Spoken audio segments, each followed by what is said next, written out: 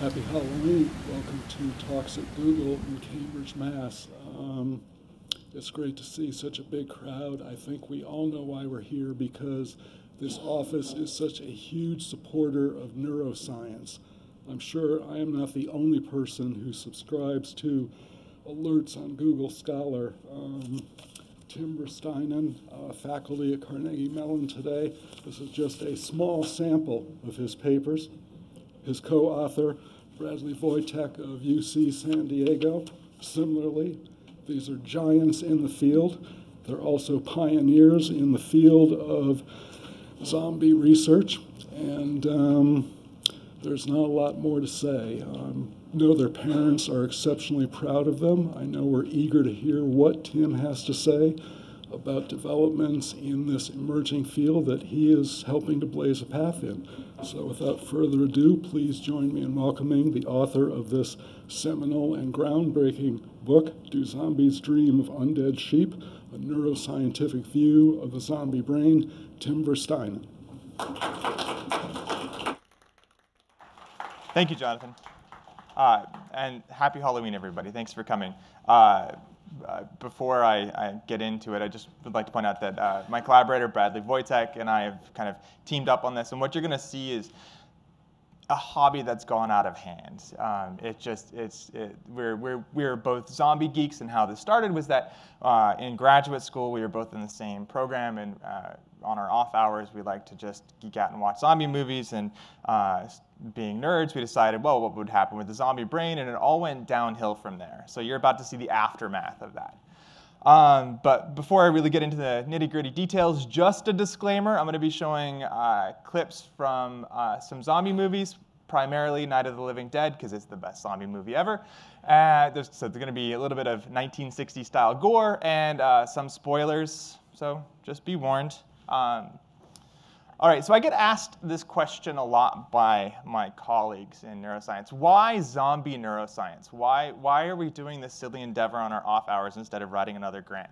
Well, Brad and I are both big science outreach advocates. And one of the things we're interested in is trying to get general audiences more engaged with basic science information.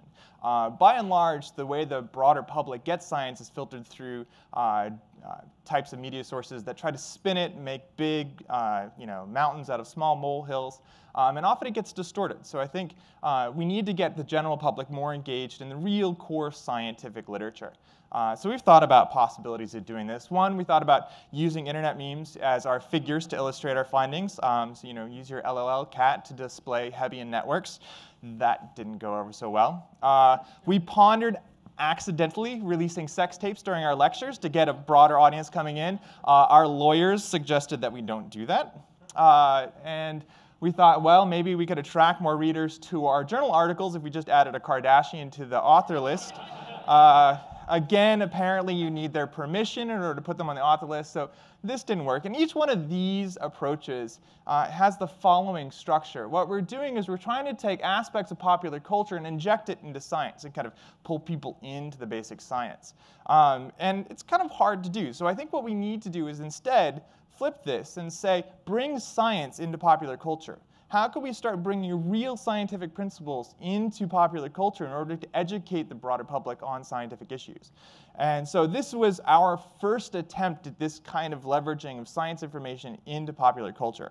And so, of course, us being zombie nerds, well, we're going to take a look at zombies first. They're actually a perfect example for exploring neuroscientific ideas in this broader context. So that's why zombie neuroscience.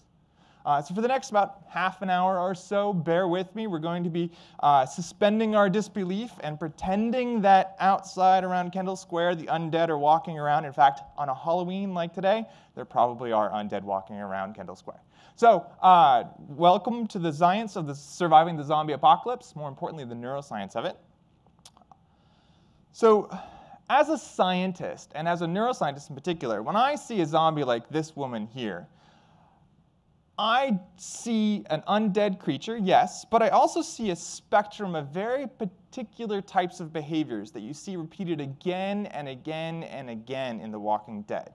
you see things like hyperaggression, memory deficits, attention problems. You'll see language disruption, reduced impulse control, movement disorders, and even visual recognition impairments. And these are seen across almost every genre of the zombie movie. So as a neuroscientist, this tells us something very interesting. This gives us some pretty key insights into what's happened to this individual's brain as she's gone from being a high school cheerleader into being a ravenous zombie. So using this collective set of behaviors that have changed in the zombie, we were able to actually reconstruct a model of what the zombie brain looks like. So let me show you our model here. So on the left, right here, is a normal, neurologically healthy human individual. There's lots of tissue packed into a really small space, so it's very wrinkly. And it's a very robust, healthy-looking structure. On the right is the zombie brain. And what you see is lots of big gaps, lots of space that's unused. In fact, this little guy back here is completely gone in the zombie brain. We're going to get to that a little bit later. So this shows atrophy in the zombie brain. And this atrophy that you're seeing isn't random. Each one of the areas that's decayed away in the zombie brain reflects a very particular symptom that we see in zombieism. So the goal of Do Zombies Dream of Undead Sheep is to take apart the behavior of zombies and link it back up to each one of these brain regions that's been atrophied and destroyed in the zombie brain. So that's what we're going to do today, and just looking at a few of these symptoms. Now, before we do, we're scientists. We like to take what seems like supernatural phenomenon and make it dry and boring and clinically defined. So we're going to define zombieism not as zombies, but as a clinical disorder. And so we're going to call it consciousness deficit hypoactivity disorder, CDHD, which is defined as the loss of rational, voluntary, and conscious behavior that's been replaced by delusional impulsive aggression, stimulus-driven attention, and the inability to coordinate motor or linguistic behaviors. There, we've stripped away all the really weird supernatural stuff and made it a nice, clean, studyable phenomenon. Also, with a cool name like CDHD, maybe we can get a pharmaceutical company to fund our research. All right, so from now on, we're going to be calling zombieism CDHD. And we're going to try to explore the neural underpinnings of CDHD by going through a set of symptoms that we see with the disorder. So the first symptom, or the first behavioral characteristic that people notice when they encounter the undead, is their hyperaggression. Let's see an example of this behavior. This is Karen. Karen's just recently turned to the undead. And here she's, I believe, eating the arm of her father. And let's see what happens when Karen runs into her mother.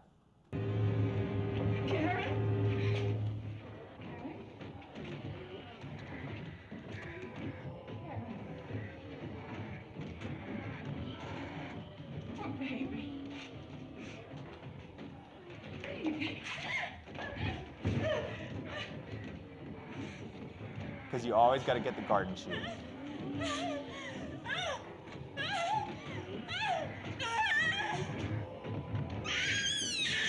Okay, we'll save you the blood and gore there, but I think it's pretty safe to say that Karen's pretty angry with her mother, right? And most normal kids who are not angry with their parents don't grab a garden shear and start stabbing them. So this type of aggression is interesting because it's very reflective of a well-described type of anger known as reactive impulsive aggression. This is a subtype of aggression, and this is a quote from an actual scientific paper, a subtype of aggression that can result in sudden, heightened, enduring, or inappropriate aggressive responses.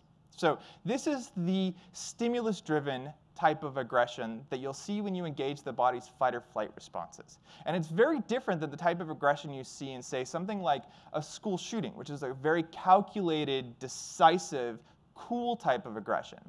And we know a lot about the neural underpinnings of this reactive impulsive aggression, what we sometimes call as road rage aggression. So this type of aggressive behavior is well characterized in many animal models. So we've laid out a lot of the neural circuits that drive this type of response. So let's take a look at those neural circuits.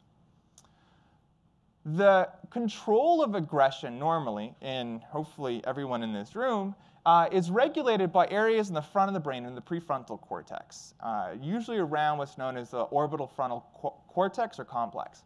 And this is a set of higher level brain areas that regulate a lot of different things. But one of the things they do is they regulate control of subcortical networks, networks that are buried deep in the brain.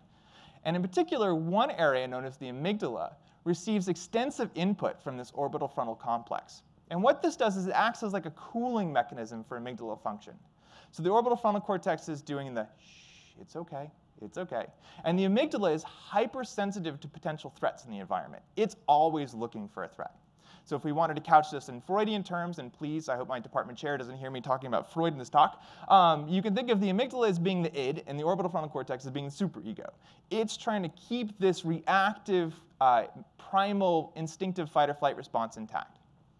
So the amygdala controls aggression through a very particular set of interactions between areas known as the hypothalamus and the thalamus, which in turn send excitatory projections to an area of the brain known as the periaqueductal gray. This is buried deep, deep in the brain.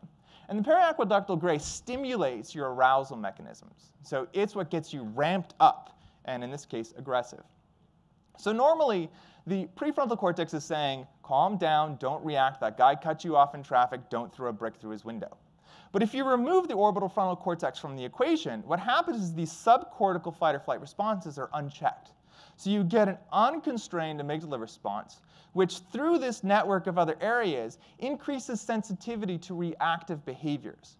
And what you get if you wipe out those prefrontal control mechanisms is you get a unconstrained impulsive rage, you get more appetite dysregulation, chronic stress responses, you'll even get appetite dysregulation. So these are all behaviors that you see in animals with damage to the orbital frontal areas, and you also see it in zombies. So I think it's a pretty good guess that that's what we're seeing, at least in this case with zombies. So if we look at the human brain and the zombie brain side by side, the orbital frontal areas that tend to control this type of reactive response rest right up here. This is the front side of the brain, looking at front, and this is an underview of the brain here. If we look in the zombie brain, we see an atrophy of these prefrontal networks. So that control region is gone away. But that's not all. It just doesn't, you don't just see extensive damage to the zombie brain, we actually see some plasticity as well. So if we look at those subcortical areas like the amygdala and the thalamus, so this is a slice through the brain right about here on the left, showing the amygdala in red. And this guy on the right, this is a slice through the brain this way, showing the thalamus. And if we look at the volume of these two subcortical areas, the humans are displayed in gray and zombies are displayed in orange. And we see actually these areas should be bigger. These areas are more enlarged in the zombie or the CDHD subtypes than what you see in humans. So they're unconstrained, they're using more resources, and they're building more neurons. So they're becoming more sensitive. So this explains a little bit how you have this reactive aggression in the zombie brain. So let's look at another symptom of the zombie epidemic or the CDHD epidemic. Let's look at visual recognition. I'm going to show you two scenes of the same two individuals. The first is a scene before this gentleman here, Johnny, has turned, and this is his sister, Barbara. So really be scared here. Johnny, You're still afraid. stop it now. I mean it. They're coming to get you, Barbara. Stop it. Okay, so it's very obvious he knows who this person is, right? Now let's look at Johnny after he's become a zombie.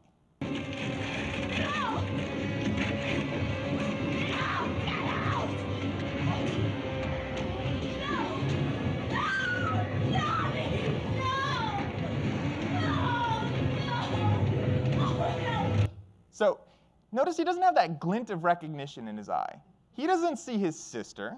He just sees a human that he can devour, right? He doesn't recognize her at all. This seems to be a common phenomenon throughout the zombie genre, right? You see many times two high school sweethearts, one gets bitten and turns into a zombie. As soon as they turn into the zombie, they start to eat the cheek of their loved one because they no longer recognize them. They just react as if this is just some random person that they can devour. And this type of visual recognition problem resembles a well-described psychiatric disorder known as Capgras delusion. Capgras delusion is the false belief that the people you know well have been replaced by imposters and are typically seen as a threat. This is kind of the invasion of the body snatchers psychiatric disorder. It's a very real disorder. So you wake up one morning and suddenly that's not your wife laying next to you. That's some alien that's inhabited your wife's body. She might look, sound, talk like my wife, but she's not really my wife. This isn't always bad. There was a case report of a woman who was in a miserable marriage for years. She, I think, had a stroke, developed Capgras delusion, and was convinced that her husband was replaced by Casanova, and that she was having an illicit affair with this Casanova that was in her husband's body, and their love life actually improved. So it's not always bad. But Capgras delusion is a psychiatric problem, which means it's characterized at this kind of behavioral level, but we don't really know the neural underpinnings of it. But the phenomenon is very similar to a well-described neurological phenomenon known as prosopagnosia. Prosopagnosia is the inability to link a person's identity to the visual image of their face. So in the classic scenario, somebody with prosopagnosia, you stand them in front of a mirror and say, "Who's looking back at you?" And they won't be able to tell you who they are. They'll just say, "I see a face, I see that person, they've got a beard, but I don't know who they are." Or another famous example is an experimenter will be showing a set of faces on the screen. The experimenter's face will come on the screen. The experimenter's right here, and the guy asks, "Who are you seeing on the screen?" And the patient will reply, "I don't know, somebody." So this type of disorder has been described in the neurological literature for about 100 years or so now. And it's linked to disorders or damage to a particular network of areas in the brain known as the face network. Okay, so the face network, particularly an area known as the fusiform face area, are a well-described set of brain areas that are sensitive to seeing faces more than any other object. In fact, the face area was first described at MIT by Nancy Kanwisher about 20 years ago.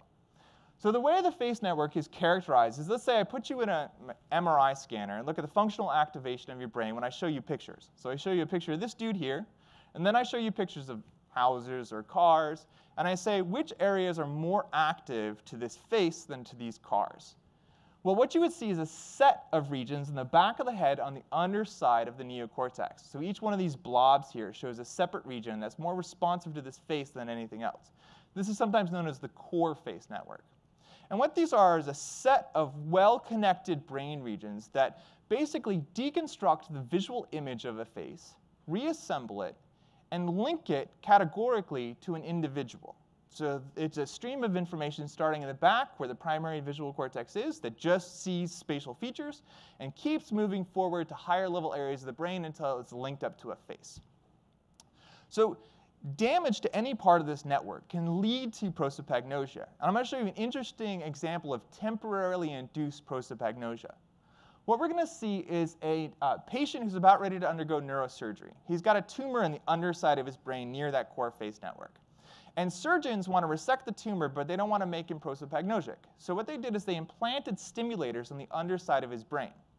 And what they're going to do is they're going to stimulate different parts and see where does his face perception get disrupted. And that way they can map out where those face selective areas are, and the neurosurgeon can kind of work around them. So you're going to see two trials here. In one trial, the experimenter isn't going to deliver any stimulation at all. In the second trial, they're actually going to deliver stimulation. So this took place in Stanford, and this patient has no neuroscience or psychology background whatsoever. So he doesn't know what's going on. When I do this, all right?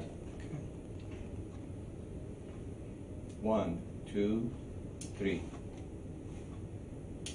Nothing. Nothing? Okay. I'm going to do it one more time. Look at my face. 1, 2, 3. You just turned into somebody else. Tell me Your about face metamorphosed. Your nose got saggy, went to the left. You almost looked like somebody I'd seen before, but somebody different. That was a trip. I love that last line. So just a brief stimulation of these face areas, in this particular case it was the fusiform face area, caused this disruption of the perception of the face. And so as the clip goes on, I don't have time to show you the entire clip, the experimenter keeps turning down the voltage and keeps turning down the current. And eventually he says, your face didn't change, I just didn't know you were you.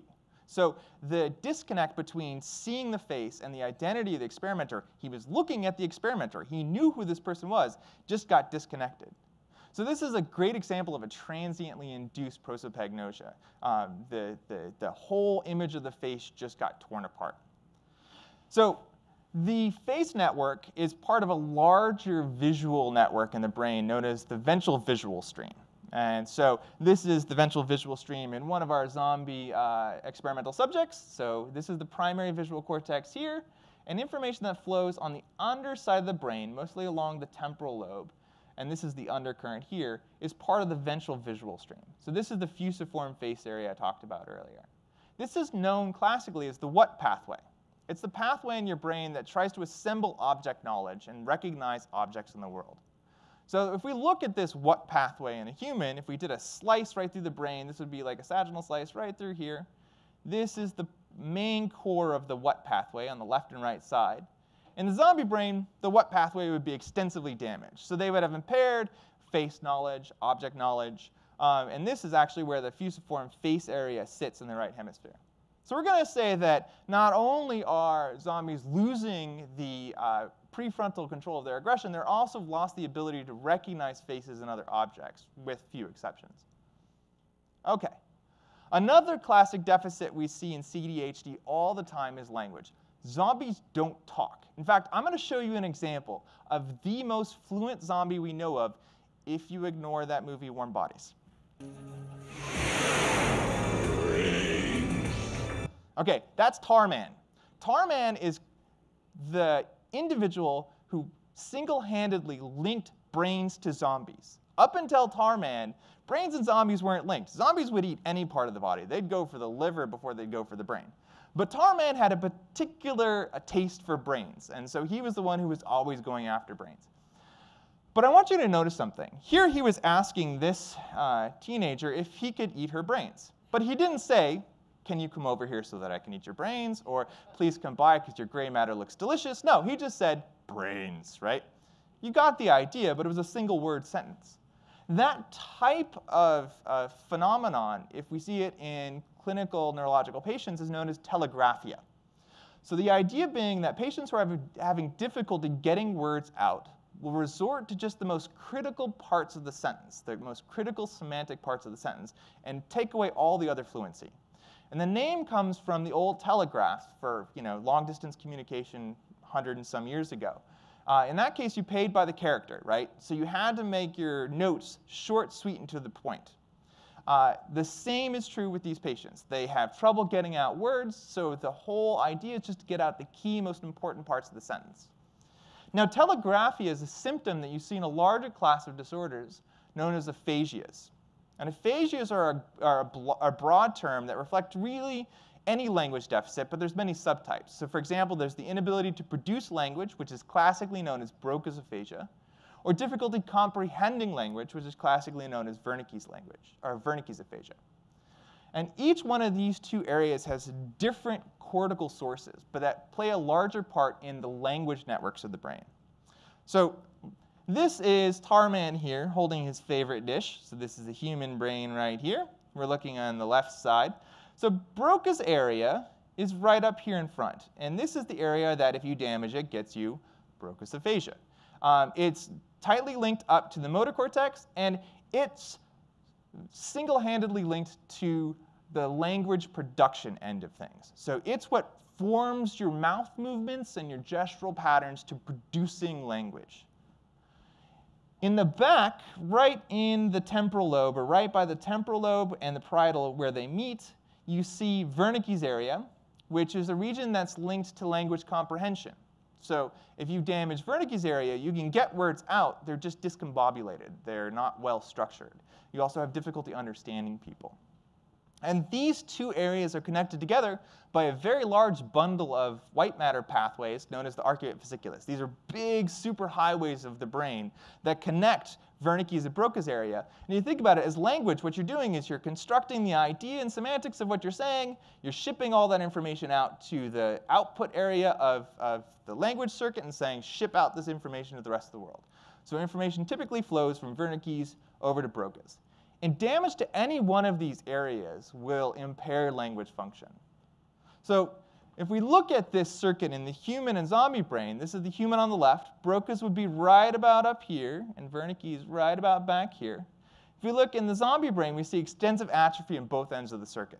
Right? So basically, this tells us don't try talking to a zombie. They're not going to understand you, and they're not really going to talk back except for maybe asking for your brains. So this could explain how you get these sorts of language fluency problems in the CDHD disorder. The final symptom I'm going to go over for CDHD is movement. And this is what really, when you ask somebody to pretend to be a zombie, the first thing they do is move and walk like a zombie. So let's see a classic zombie movement here. I want you to pay attention to how these creatures are walking.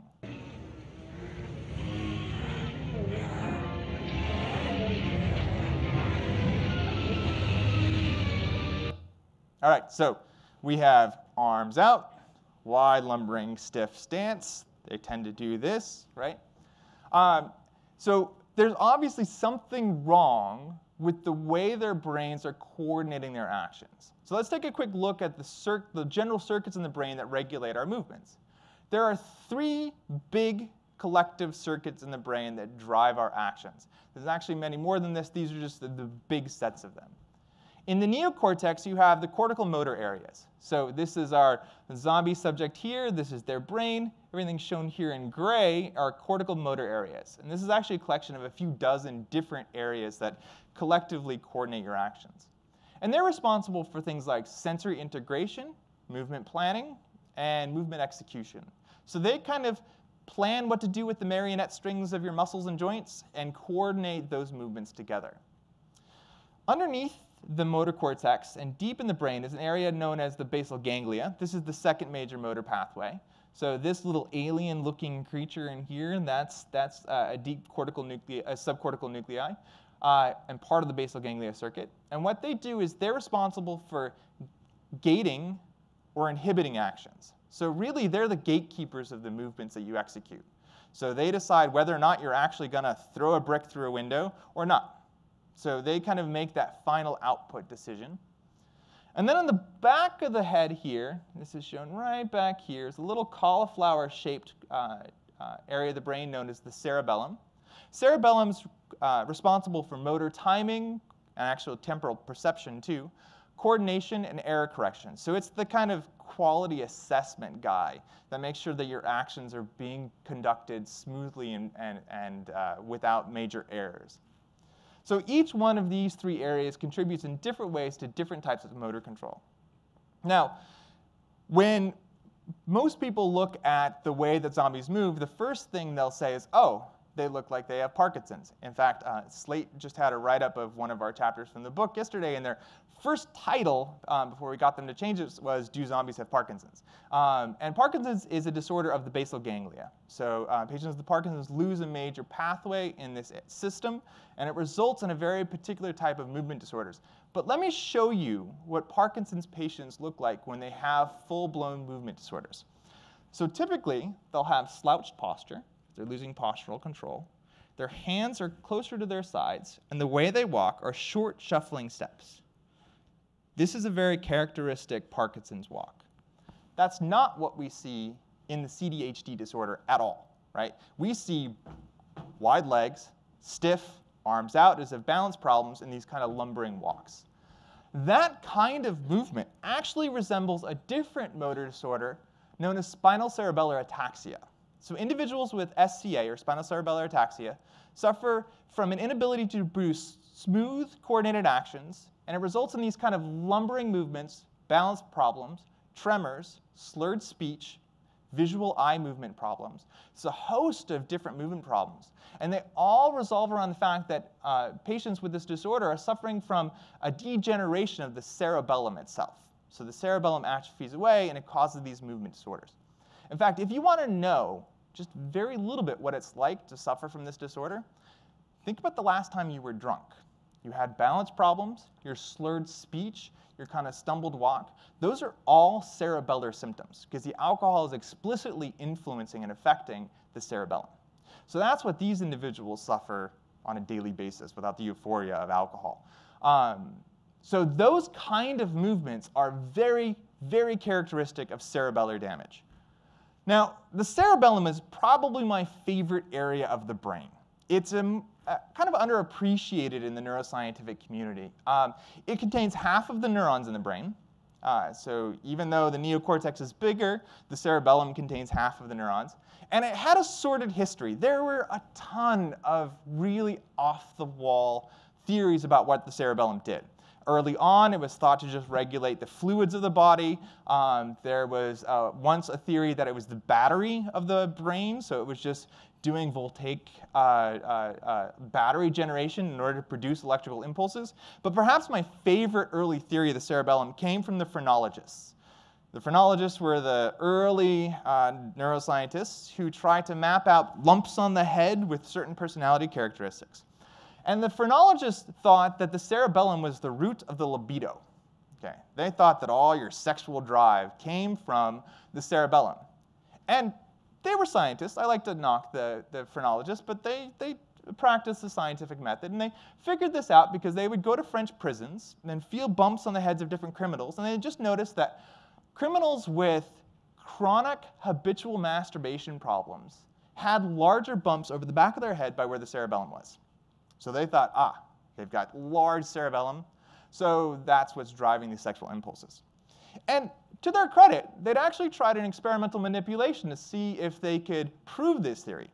So in one individual, this poor female inmate, they strapped an ice cube to the back of her head.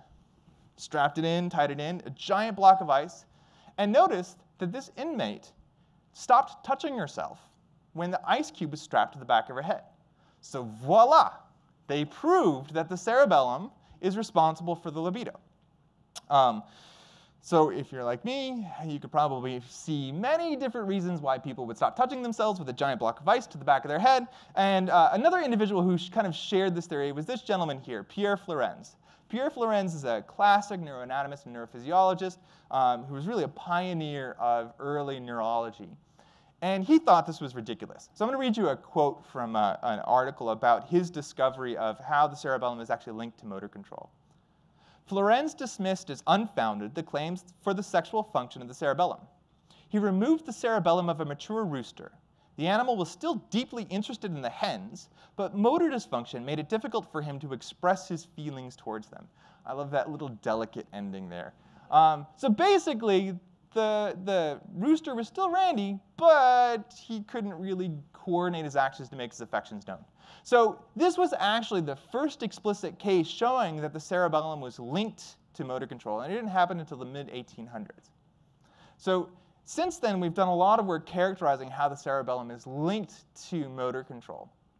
Now, cerebellum sits right back here in the humans, and over here in the zombie brain, you see that the cerebellum is pretty much completely atrophied. So these kinds of movement disorders that you see in zombies reflect severe cerebellar dysfunction. Now, any zombie movie fan in the audience is going to be a little bit frustrated at this point because so far I've only been talking about one very particular subtype of the CDHD disorder known as the slow zombie subtype, right? These are the classic early forms of the disease as we saw it. But more recently, another subtype has emerged, particularly starting around 2002, 2004, and that's the fast zombie subtype, right? These guys don't lumber. They don't have discoordinated actions. They can climb. They can, if you've watched the movie World War Z, they can swarm. And these are vicious, vicious predators out there. So we wanted to say, OK, well, what is the difference between this guy and this guy? So Brad and I kind of flew out to England, grabbed ourselves a set of fast zombies, brought them back to the lab, and looked at their brains. And if you compare the brains of the slow zombie to the fast zombie, you see some very interesting things. First off, you see that the fast zombie has an intact cerebellum. So they still have this motor coordination ability intact. They also have no atrophy in the superior parietal portions of the brain. These are the brain portions up here, which means they have actually better spatial attention as well. So there's not as extensive brain damage in the fast zombie as what you see in the slow zombie variant of the CDHD disorder. So what drives this difference? Why do we suddenly see this different subtype in the disease? Well, again, we did extensive research. We watched a ton of movies and then had to rewatch them when we were sober. One thing we noticed time and time again was that in the new fast zombie subtype, the time between infection and resurrection to zombie became quite short. So we developed what we call now the time to resurrection hypothesis. So according to this hypothesis, the time between sudden death due to infection and resurrection, if it's short, as you see in the fast zombie, the amount of time that the brain is starved of oxygen and glucose is relatively short. So what happens when the brain is starved of oxygen and glucose is it starts to die away. It induces itself into this hypoxic state, and tissue loss occurs. So if that's relatively short, you don't get as extensive of a tissue loss. But if, as in the older variant, like we saw in Night of the Living Dead, it would take hours, days, weeks, or months in order to resurrect, that's going to lead to much more extensive damage because the brain is starved of those resources for much longer. The cerebellum and early visual areas are particularly sensitive to hypoxia. So this would predict that we should see a negative correlation between the walking speed of an undead individual and the time at which it took them to resurrect. So this could explain why we get the two different subtypes of the CDHD disorder. All right, so what might cause CDHD? Well, there's lots of potential pathogens that could cause this disorder. Viruses are known to attack the brain. What you're seeing here is an individual who had a neural infection with the herpes simplex virus. So everything you see here in white is calcified neural tissue. This is the same virus that gives you cold sores in your mouth, except every once in a while, instead of traveling out a cranial nerve, it travels up to the brain. And it can cause extensive damage up in particularly the prefrontal cortex. But most viral damages we know to the brain are very nonspecific and just very global. They wouldn't lead to a very specific pattern of global behavioral deficits. So we don't think viruses are what's causing the zombie brain, much to the frustration of the producers of 28 Days Later. Bacteria is another potential source of the infection. This is an image of an individual who had meningitis, which is a bacterial infection. And you see that meningitis ate away basically the lower quarter of this individual's brain. It's a massive infectious disease. And the damage that it does is, again, very nonspecific. So while viruses and bacteria are known to influence the brain, they don't lead to these coordinated, specific regional changes in brain tissue. Another potential candidate is prions. So prions are little forms of protein that can unfold the cellular structure of basically all cell types, but particularly neurons. And so this is a brain image of an individual with Creutzfeldt-Jakob's disease. Everything in white, again, is areas of calcified tissue that have been damaged. And again, prions are nonspecific. Now, I apologize if you don't sleep tonight, but another potential candidate is brain worms. Yes, brain worms are real. This is a syndrome known as neurocysticercosis. And these arrows are pointing to these little sacs here. Can you guess what's in the little sacs? Yes, a little tapeworm that buries itself in the brain and siphons off nutrients from your blood supply. And this happens from eating fecal contaminated foods. And we actually think it's probably epidemic in third world countries. But normally, these brain worms don't do any harm. They just take up a little bit of space. They siphon off a little bit of resources, but they don't cause big behavioral problems. Until you have, as I tell you now, one patient had 3 dozen worms in his head. He started showing behavioral symptoms, but that was because his head basically turned into Swiss cheese. So we can imagine a case where maybe a subtype of these worms is forming a chemical interaction with the brain and leading to these slow, specific behavioral changes. Another hypothesis that was put out in the literature is, if anybody's seen the movie The Signal, is that TV and radio transmissions can emit a particular EM frequency that causes the neuron activity patterns to change fundamentally. And we know that you can actually kill cells by letting them just fire a lot. So you could see coordinated brain damage, which we sometimes call excitotoxicity, induced by particular stimulus inputs. And this was this is the premise for the movie The Signal. And at first I thought this was silly until I saw this. Never gonna give you up, never gonna let you down, never gonna run around and desert. So I don't know about you, but that makes me want to kill somebody. So I'm going to go with the Rick Astley theory of the CDHD disorder. All right. So so far I've shown you how you can look at this silly pop culture supernatural entity, this little zombie here, characterize it in a very rigorous way, in a scientific manner, where we can link up specific behavioral traits to the brain and use real science to kind of explain a relatively silly supernatural organism like the zombie. So this really shows the potential of trying to kind of push this scientific idea into popular culture in order to educate real scientific principles in the general public. So in a way, what we're trying to do is keep building this bridge between popular culture and science, and get these to interplay more in order to facilitate greater scientific education. So if you want to know more, you can obviously read our book, Do Zombies Dream of Undead Sheep? We also have a set of animated videos released through the TED-Ed Foundation. They are great supporters of science outreach. I love the TED-Ed Foundation. So we have 2 videos up about how to diagnose the zombie brain and some fallacies in using neuroimaging to explain brain behavior relationships. We also have a set of colleagues collective in the Zombie Research Society. This is a bunch of academics who use zombies to teach their particular field. Actually, 2 members of the Zombie Research Society are here in Boston and Cambridge. Dan Dresner teaches the politics and political science of zombies, and he's over at Tufts. And Steve Schlossman is at MGH, and he's a psychiatrist, and he does the psychiatry of zombies. And he actually published a novel on the zombie disorder as a psychiatric condition, which is really fun. So if you're not interested in neuroscience but other fields, check out the people who are associated with the Zombie Research Society, because they do great work like this. So thank you, guys.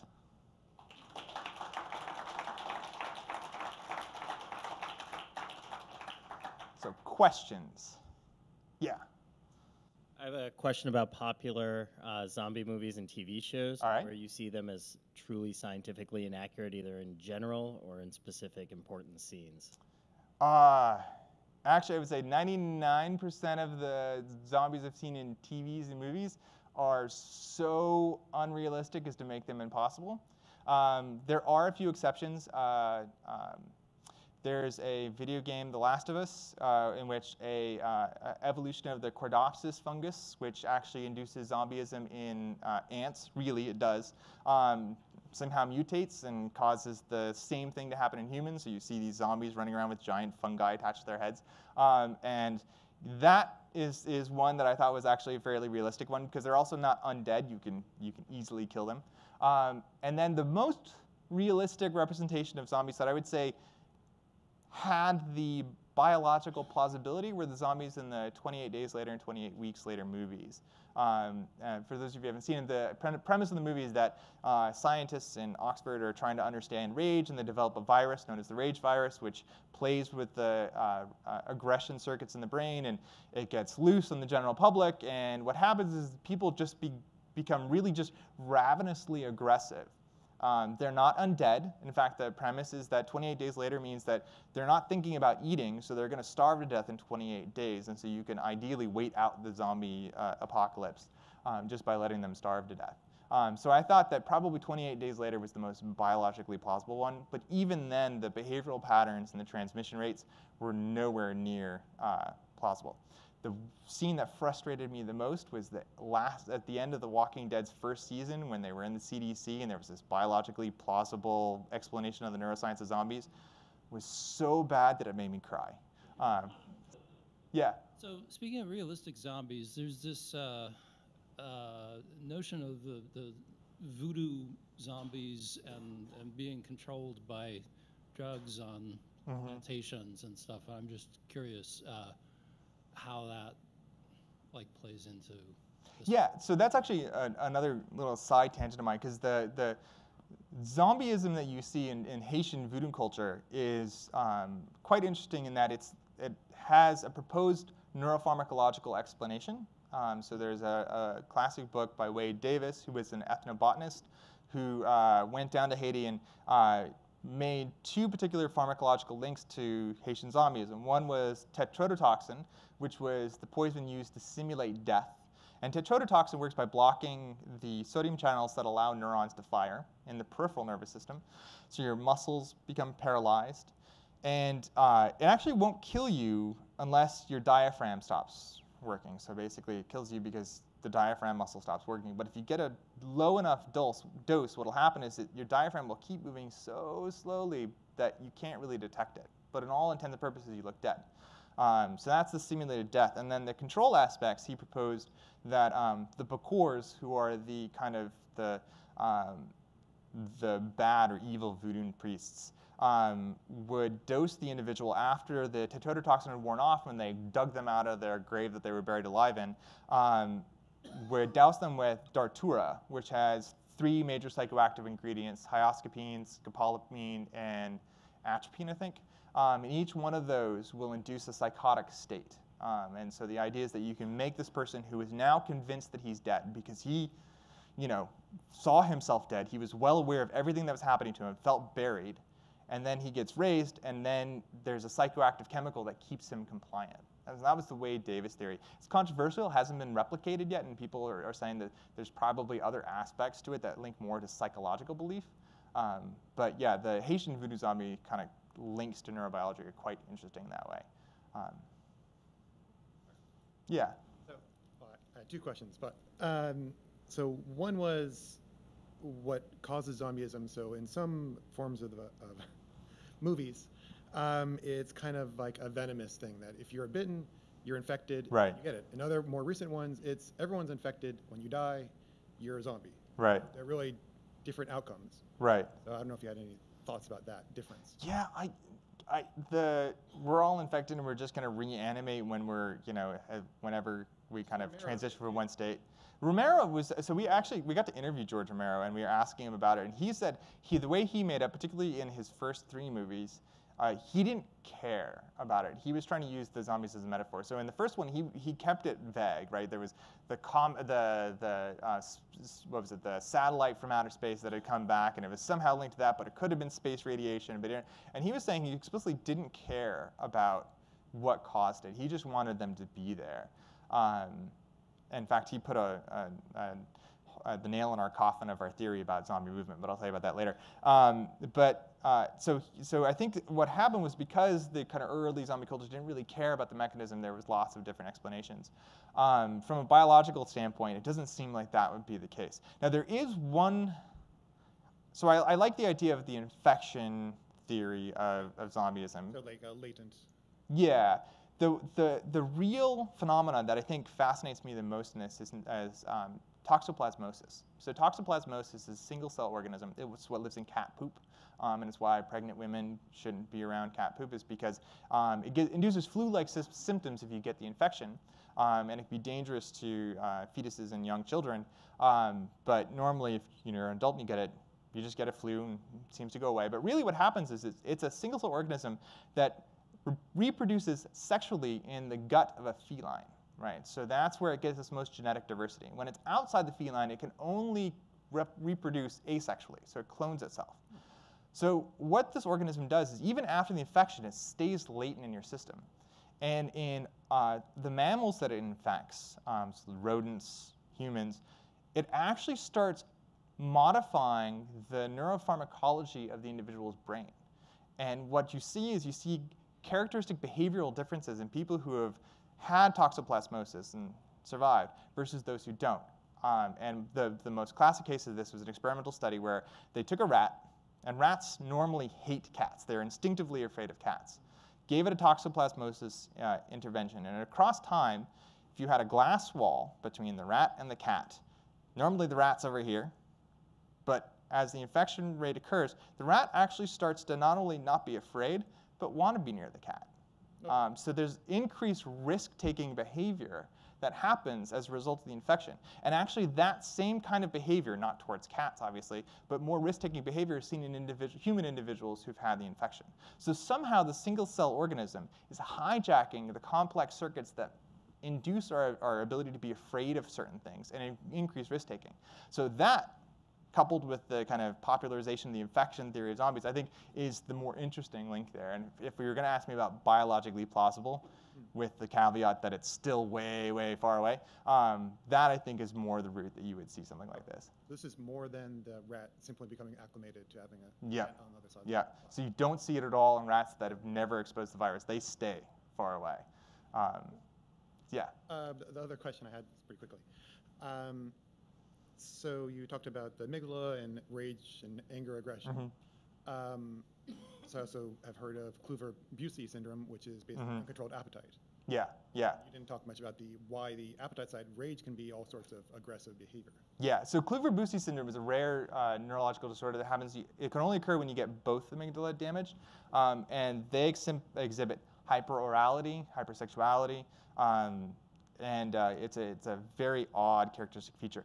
So you caught a hole in our theory because, according to our theory, zombies should be hyperoral, hypersexual. They should also be hyper-fearful because the amygdala actually controls fight and flight. So what it's doing is if you leave it intact, zombies should be just as easily spooked as pissed off. So you did catch the hole in the theory. Right. All right, any more questions? Okay, go ahead.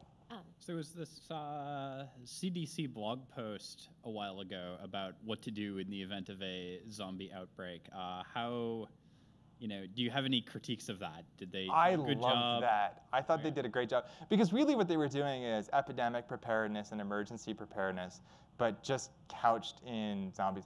I mean, it got people's attention. It got people excited about doing it. Instead of just doing, okay, we're going to pretend that there's a SARS virus out, people, kind of habituate to these things. But if you do it tongue-in-cheek, people got engaged, and it got a lot of, I think it got a lot more people interested in thinking about preparedness for epidemics and emergencies than if they had just done anything else, except for maybe now they could probably do it with Ebola.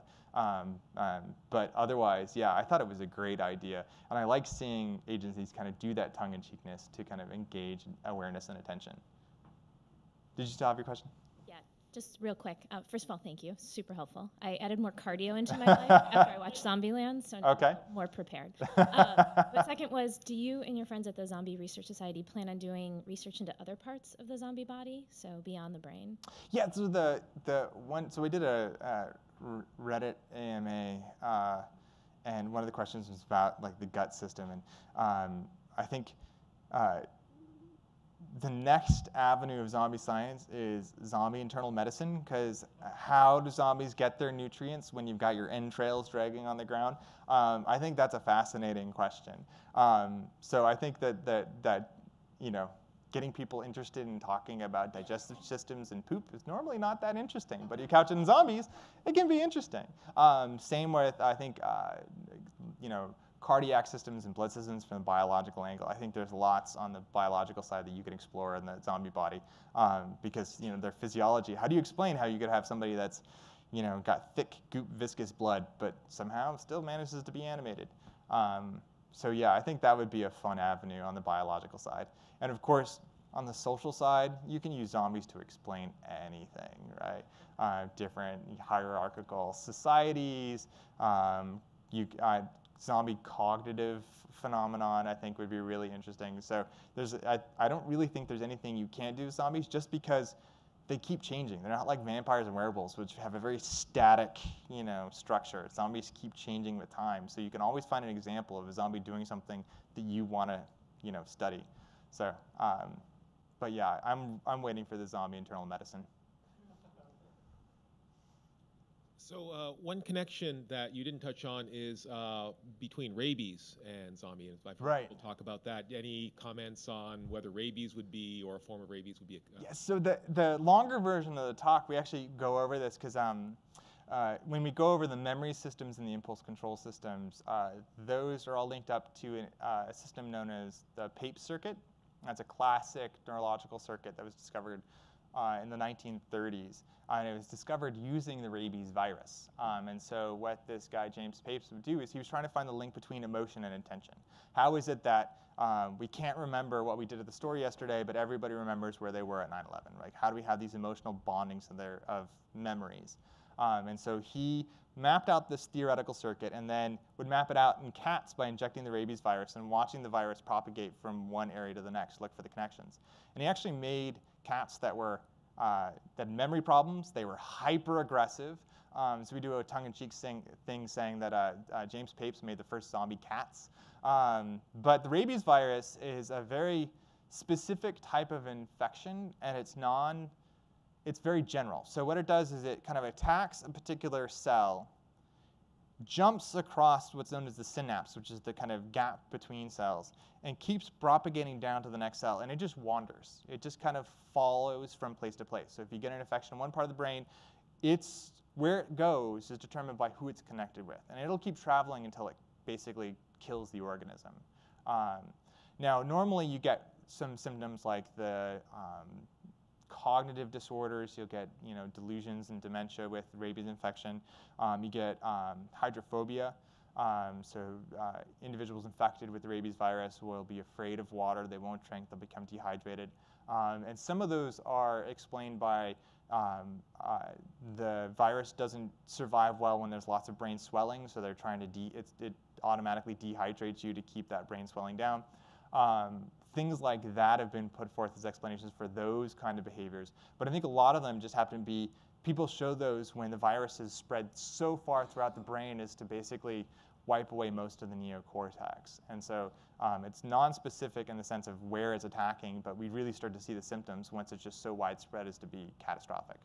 So yeah, the rabies virus has been linked to zombies more times than I think anything else. So like the book World War Z, the first name for the virus was African rabies because they first talked about it in South Africa. And there's been a lot of movies that talk tongue-in-cheek about a rabies-like infection. So that I think that's just because more of the kind of hyper-aggressive impulsive responses. But we don't really see how that's occurring yet until you get to this catastrophic stage. You also see that with the association of bites. Yeah. Right. Oh, that's true. That's true. Yeah. So it's a good kind of infectious disease that way, to use as a metaphor. Yeah. All right. Any other questions? Thank you guys very much. Thanks for inviting me out. Happy Halloween.